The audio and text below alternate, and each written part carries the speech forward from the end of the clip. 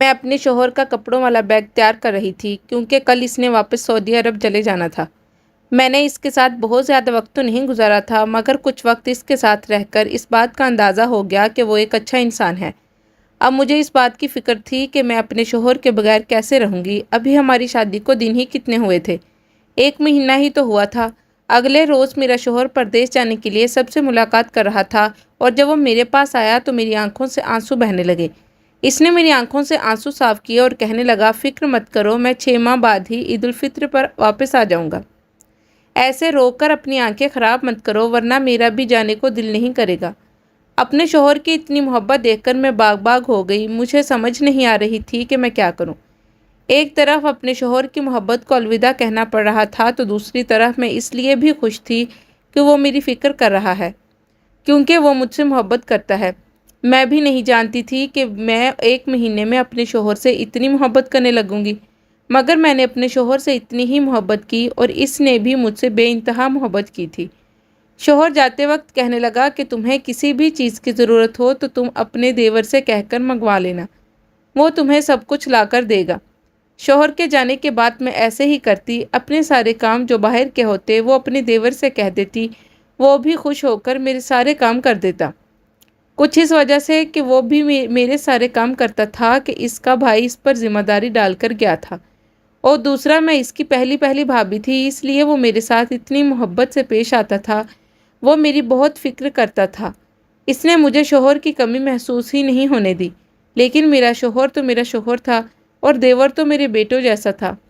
میرا دیور میری بہت دیکھ بھال کرتا۔ انہی دنوں میری حالت کچھ خراب رہنے لگی۔ مجھے ہر وقت بخار رہتا، اور دیور سے کہتی کہ پاس والے میڈیکل سٹور سے مجھے دوا لا دو، مگر اسے میری فکر ستائی جا رہی تھی۔ وہ بس ایک ہی بات کہتا تھا کہ ایک مرتبہ کسی ڈاکٹر کو دکھا لینے میں کوئی حرج نہیں ہے، ہو سکتا ہے آپ کا بہترین علاج کر سکے۔ مگر میں جانتی تھی کہ مجھے صرف بخار ہے، اس کے علاوہ کچھ بھی نہیں۔ تبھی میرا دیور کہنے لگا کہ آپ کا علاج ضروری ہے، بخار تو اترنے کا نام ہی نہ لے۔ اس پر ہر وقت میرے سر میں درد رہتا تھا، ساتھ ہی متلی کا بھی دل ہوتا تھا۔ ہمارے گھر میں کوئی بڑا موجود نہیں تھا۔ میرے شوہر کے والدین اس دنیا سے رخصت ہو چکے تھے۔ میرا شوہر اور میرا دیور ہی اس گھر میں رہ رہے تھے۔ شوہر کے پردیس میں ہونے کی وجہ سے دیور مجھے ڈاکٹر کے پاس لے گیا، جہاں جا کر مجھے علم ہوا کہ میں حاملہ ہوں۔ یہ بات جب میں نے اپنے شوہر کو بتائی تو اسے پہلے تو یقین نہیں آیا، پھر جب اسے یقین آیا تو وہ خوشی سے اچھلنے لگا۔ میرے دیور کا بھی یہی حال تھا۔ پہلے تو وہ بے یقینی سے میری طرف دیکھنے لگا، اور پھر خوشی سے ناچنے لگا۔ میں تو ان دونوں کی محبت دیکھ کر حیران رہ گئی تھی۔ ان کے گھر والوں نے ان کی کتنی اچھی تربیت کی تھی، مگر اکثر اوقات جو سامنے نظر آتا ہے ویسا کچھ ہوتا ہی نہیں ہے۔ جیسے ہر چمکتی چیز سونا نہیں ہوتی، ایسے ہی ہم لوگ جو ایک مرتبہ میں دیکھ کر اس بات کا اندازہ لگا لیتے ہیں کہ انسان کیسی تربیت کا مالک ہے، ہو سکتا ہے ویسا کچھ نہ ہو۔ اپنے دیور کی خود کے لیے محبت دیکھ کر میرا دل باغ باغ ہو جاتا۔ میرا یہ شوہر نہیں ہے، پھر بھی میرے دیور نے کسی چیز کی کمی نہیں رکھی تھی۔ میری ہر ضرورت میرے کہنے سے پہلے ہی پوری ہو جاتی تھی۔ مجھے وہ اپنے بچوں جیسا لگتا تھا۔ وقت گزرتا گیا، اور عید الفطر سے کچھ دن پہلے دیور نے مجھے بتایا کہ آپ کا شوہر عید پر واپس نہیں آئے گا، بلکہ اس نے ہمیں وہاں بلوایا ہے۔ کاغذات مکمل کروانے کے بعد میں دیور کے ساتھ سعودیہ کے لیے روانہ ہو گئی، مگر ایئرپورٹ پر پہنچ کر میری چیخیں نکل گئی جب وہاں کی پولیس نے مجھے، میرا نام شازیہ ہے، میری عمر 24 سال ہے، میرے ابا ایک سرکاری ملازم تھے اور اماں سادہ سی خاتون تھی۔ میں اپنے بہن بھائیوں میں سب سے بڑی تھی۔ میں زیادہ خوبصورت تو نہیں تھی، مگر نوجوان تھی، اور جوانی کا حسن تو بدصورتوں پر بھی آتا ہے۔ یہی وجہ تھی کہ میں حسین دکھتی تھی۔ اماں میرا رشتہ دیکھ رہی تھیں، تبھی ایک روز 2 بھائیوں کا رشتہ آیا۔ دونوں سگے بھائی تھے۔ ان کی خالہ نے ان کے چھوٹے بھائی کے لیے میرا رشتہ مانگا تھا، اور میرا رشتہ طے ہو گیا تھا۔ اماں کو بھی لڑکا بہت پسند تھا۔ ان لوگوں کو بھی میں پسند آئی تھی، مگر نہ جانے اچانک ایسا کیا ہوا کہ لڑکے نے رشتے سے انکار کر دیا۔ تبھی اس کی خالہ نے کہا کہ ہم لوگ لڑکے کے بڑے بھائی کے لیے آپ کی بیٹی کا رشتہ لے لیتے ہیں۔ اماں تو اس بات کے خلاف تھی، مگر ابا نے کہا کہ اگر بڑا بیٹا بھی اچھا ہے تو شادی کر دیتے ہیں، کیا پتہ ممکن ہے کہ چھوٹے بیٹے کو کوئی اور لڑکی پسند ہو۔ پھر سب گھر والوں نے ابا کی بات پر سر جھکا دیا تھا، مگر یہ سب مجھے بہت عجیب محسوس ہو رہا تھا۔ ایسے لگ رہا تھا جیسے میں نے کوئی کبیرہ گناہ کر دیا ہے، جس کی مجھے سزا مل رہی ہے۔ وقت کا کام ہے، گزرنا تو وہ گزر ہی جاتا ہے۔ میری شادی سر پر تھی، گھر بھر میں شادی کی تیاریاں ہو رہی تھیں۔ میں نے بھی سب کچھ بھلا کر چڑھ بڑھ کر حصہ لیا۔ میں بہت خوش تھی، یہ سوچ کر خود کو تسلی دے دی کہ کوئی بات نہیں، پھر کیا ہوا، ہو سکتا ہے میں بڑے بیٹے کو پسند آئی ہوں۔ پھر وہ دن بھی آ گیا جس دن میرا نکاح ہونا تھا۔ میں دلہن بنی، بہت خوبصورت لگ رہی تھی۔ کسی کو امید نہیں تھی کہ میں اتنی پیاری لگوں گی۔ جو مجھے دیکھتا وہ مجھے دیکھتا ہی رہ جاتا۔ میں سب کچھ دیکھ رہی تھی کہ رخصتی کا شور اٹھا۔ میں نے سن رکھا تھا کہ میرے سسرال میں صرف میرا دیور اور میرا شوہر ہی ہے۔ ماں باپ کا کہیں انتقال ہو چکا ہے۔ گھر میں ہر طرف میں ہی تھی۔ کوئی مجھ سے مل رہا تھا تو کوئی رو رہا تھا۔ مگر ایک بات جو بہت حیرت انگیز تھی وہ یہ کہ جب میں رخصت ہونے لگی تو اماں کہنے لگی، نہ جانے میرے دل کو کیا ہو گیا ہے، بے چینی سی لگی ہوئی ہے، ایسی گھبراہٹ ہو رہی ہے جیسے کچھ برا ہونے والا ہے۔ اماں کی بات سن کر میں بھی گھبرا گئی۔ میں نے اماں سے کہا کہ اماں ایسا کچھ نہیں ہے، یہ صرف آپ کا وہم ہے، زیادہ مت سوچیں۔ اماں کہنے لگی کہ نہیں، یہ میرا وہم نہیں ہو سکتا اور نہ ہی یہ میرا وہم ہے، یقیناً کچھ تو ہے جو ہم لوگوں کو نظر نہیں آ رہا۔ اسی دوران میرا دیور آیا اور کہنے لگا، بھابھی چلیں، بھائی گاڑی میں انتظار کر رہے ہیں۔ میں نے اماں کو الوداع کیا اور دیور کے ہمراہ جا کر گاڑی میں بیٹھ گئی۔ سسرال گئی تو وہاں پر کوئی موجود نہیں تھا۔ میری شادی بہت عجیب قسم سے ہو رہی تھی، نہ ہی کوئی رسومات ہوئی اور میں سیدھا کمرے میں چلی گئی، یہاں تک کہ مجھے میرے کمرے میں بھیجنے والا میرا دیور ہی تھا۔ میرے دل میں دماغ میں میرے دیور کو لے کر کچھ بھی نہیں تھا، نہ ہی کوئی بدگمانی اور نہ ہی کوئی اچھائی۔ اس کے بتانے پر میں کمرے میں چلی گئی۔ تھوڑی دیر گزری تھی کہ میرا شوہر کمرے میں آیا اور آ کر بغیر سلام دعا کیے بس یہی کہنے لگا کہ کوشش کرنا کہ میرے بھائی کی تمہاری وجہ سے دل نہ دکھے۔ میں اس کے ایسے رویے پر ایک دم سے گھبرا گئی تھی۔ میرا شوہر اتنی بے رخی سے میرے ساتھ پیش آ رہا تھا، گھر آ کر تو مجھے وہ خالہ بھی نظر نہ آئی جنہوں نے یہ رشتہ کروایا تھا، اور ان کا کہنا تھا کہ وہ میرے شوہر کی خالہ ہے۔ مگر کچھ دیر بعد میرے شوہر عبداللہ کا رویہ میرے ساتھ بہت اچھا ہو گیا تھا۔ وہ ایک اچھے انسان ثابت ہوئے تھے۔ پہلی رات کا جو ڈر خوف تھا وہ تو جیسے ختم ہی ہو گیا تھا، کیونکہ میرے شوہر نے پھر کبھی دوبارہ ایسی کوئی بات نہیں کہی تھی۔ میری شادی کو ابھی ایک ہفتہ ہوا تھا جب مجھے اپنے دیور کی حرکتیں کچھ مشکوک سی لگیں۔ مجھے ایسا لگتا تھا جیسے وہ کچھ اور ہے اور مجھے کچھ اور نظر آ رہا ہے۔ ایک مرتبہ تو میں پوچھنا چاہتی تھی کہ اس نے مجھ سے شادی سے انکار کیوں کیا تھا، جبکہ میں اپنے شوہر سے بہت چھوٹی تھی لیکن اپنے دیور کی ہم عمر تھی۔ مگر پھر بھی نہ جانے کیا وجہ تھی کہ اس نے مجھ سے شادی سے انکار کیا تھا۔ میں دانستہ طور پر اپنے دیور پر نظر رکھتی تھی۔ مجھے یقین تھا کہ میرا دیور کوئی غلط کاموں میں ملوث ہے۔ وہ آدھی آدھی رات تک گھر سے باہر ہوتا اور جب گھر آتا تو عجیب سے انداز میں مجھے دیکھتا۔ میرا دل چاہتا کہ میں اپنے شوہر سے دیور کی شکایت کروں، مگر نہ جانے میرا شوہر میری بات سن کر کیا رد عمل ظاہر کرتا۔ ابھی تو میری شادی کو اتنا عرصہ نہیں ہوا تھا، اس لیے میں نے اپنے شوہر سے کچھ نہیں کہا۔ میرا دیور ہر وقت فون اپنے ہاتھ میں رکھتا، نہ جانے وہ ایسا کون سا کام کرتا تھا جس میں اس کو ہر گھنٹے کے بعد ایک کال آتی اور وہ سنتے ہوئے بس اتنا کہتا کہ اگلا مال تیار ہے۔ اگر میں اس کی طرف غور سے دیکھتی تو ایک دم سے گھبرا جاتا۔ مجھے اپنے دیور کی یہ حرکتیں بہت عجیب لگتی تھیں۔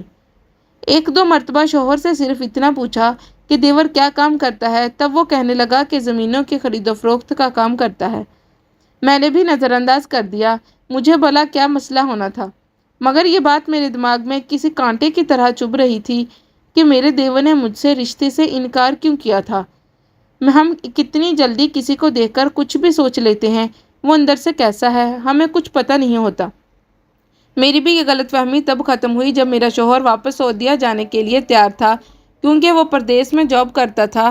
ہماری شادی کو بھی ابھی کتنا وقت ہوا، 1 مہینے کا وقت تو پر لگا کر اڑ گیا تھا۔ اس 1 مہینے میں تو میرے شوہر نے مجھے خوب عیش کروائی تھی اور جاتے ہوئے مجھے کہنے لگے کہ تمہیں کسی بھی چیز کی ضرورت ہوگی تو میرے بھائی اشفاق سے کہہ دینا، وہ تمہارا ہر کام کر دے گا۔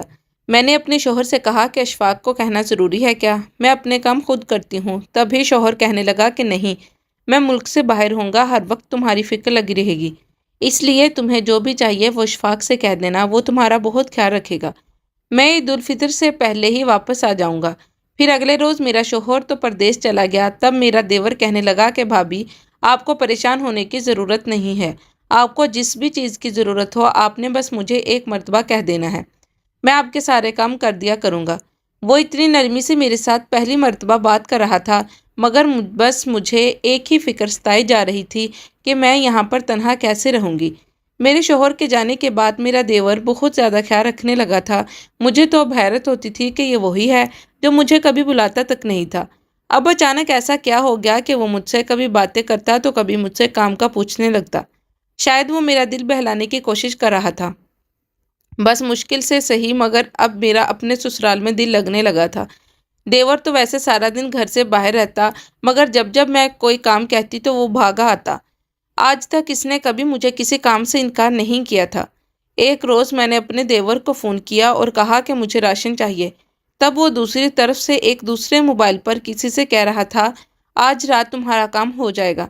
मगर अब की मर्तबा मैंने नज़रअंदाज कर दिया कि मैं जान गई थी देवर का काम ही ऐसा है। देवर से बात करने के बाद सोचा कि क्यों ना अपने शौहर से बात करूं, क्योंकि अपने शौहर से बात किए हुए मुझे पूरा हफ्ता हो चुका था। शौहर ने मुझे कहा था कि ये पूरा हफ्ता वो बहुत मसरूफ़ रहेगा, इसलिए मैंने भी इसे तंग नहीं किया। मगर अब जैसे मैंने फ़ोन किया तो शौहर का नंबर कहीं और मसरूफ़ जा रहा था। थोड़ी देर गुजरी थी कि मेरे शौहर का फ़ोन आ गया।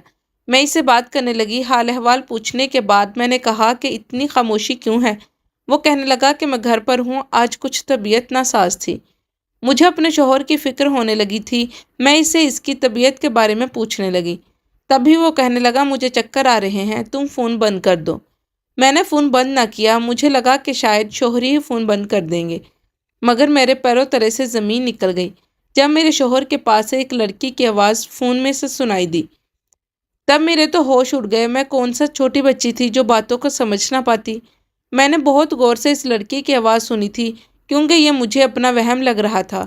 मेरे शौहर का कहना था कि वो काम पर नहीं गया, तो फिर इस लड़की की आवाज़ कहाँ से आ रही थी। मेरा सारा वक्त सोचों में गुजर गया। शाम के वक्त जब देवर आया तो मुझे परेशान देखकर एकदम से घबरा गया और कहने लगा, क्या हुआ है, सब ठीक है?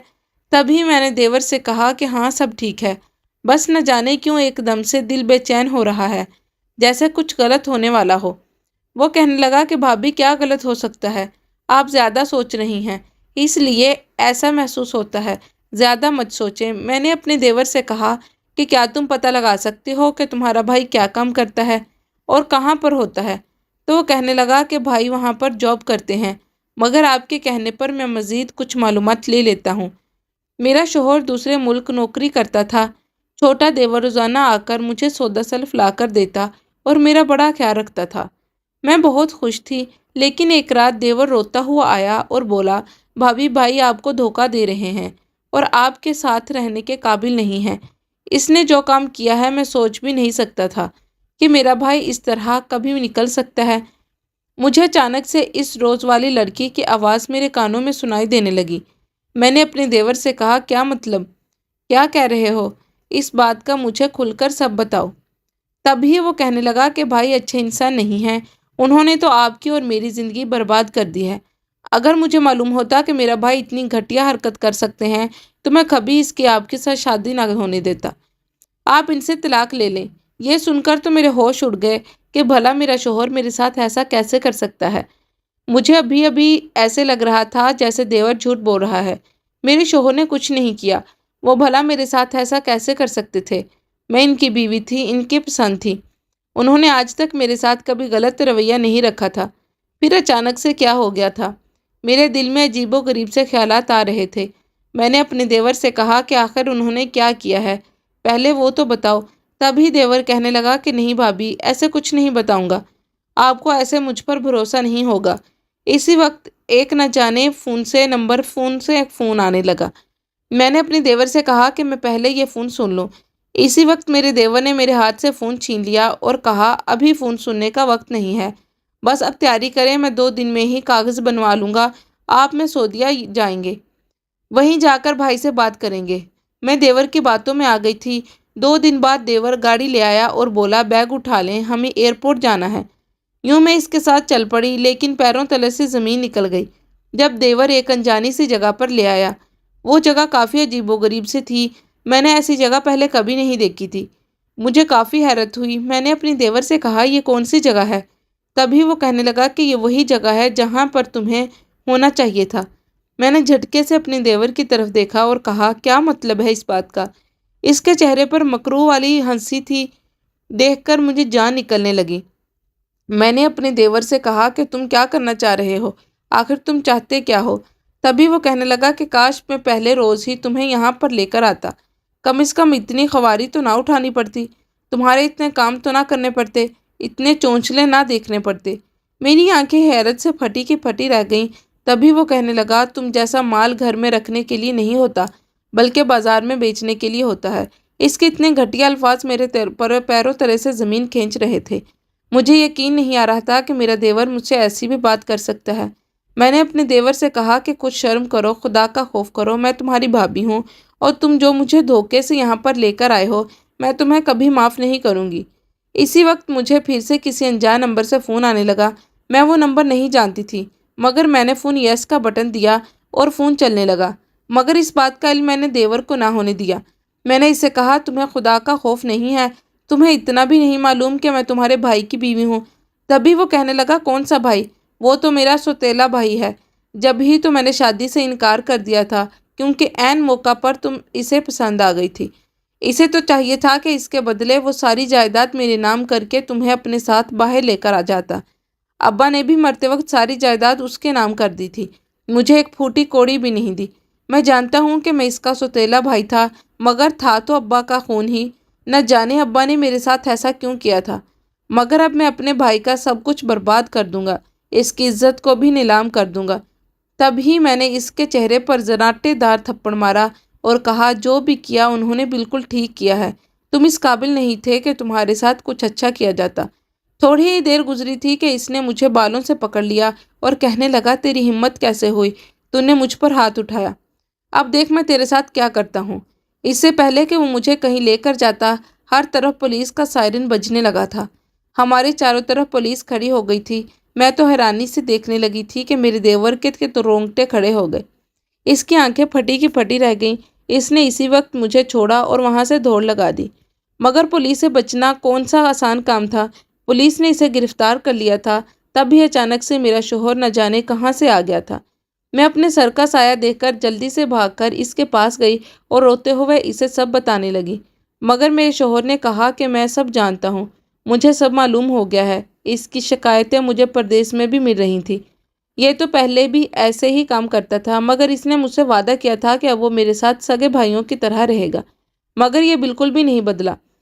اب مجھے تمہاری فکر ہو رہی تھی، اس لیے میں بغیر بتائے واپس آ گیا ہوں۔ میں نہیں جانتا کہ میرے بھائی کے دل میں میرے لیے اتنا حسد ہوگا۔ کاش کہ یہ مجھے پہلے پتا ہوتا، میں اپنی ساری جائیداد اس کے نام کر دیتا۔ مجھے بھلا ان کھوٹے پیسوں کی کیا ضرورت تھی؟ میرے دیور کو پولیس پکڑ کر لے گئی تھی کیونکہ وہ لڑکیوں کا کاروبار کرتا تھا۔ یہ سن کر تو میرے رونگٹے کھڑے ہو گئے، کیونکہ میں بھی اتنے عرصے سے اس کے ساتھ رہی تھی۔ یہ سن کر میری تو جان نکل گئی تھی، مگر میرے شوہر نے مجھے بہت جلد سنبھال لیا۔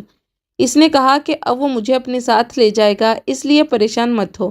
اس کے بعد میرا شوہر مجھے اپنے ساتھ باہر کے ملک لے گیا۔ میں نے اس سے معافی مانگی کہ میں نے تم پر شک کیا، مجھے اس کے لیے معاف کر دو۔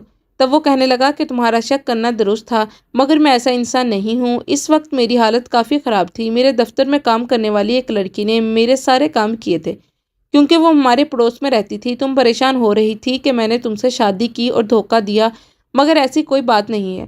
اس لیے اپنے دل سے وہم نکال دو اور ایک مرتبہ مجھ پر اعتبار کر کے دیکھو۔ میں پوری کوشش کروں گا کہ میں تمہارا اعتبار نہ توڑوں۔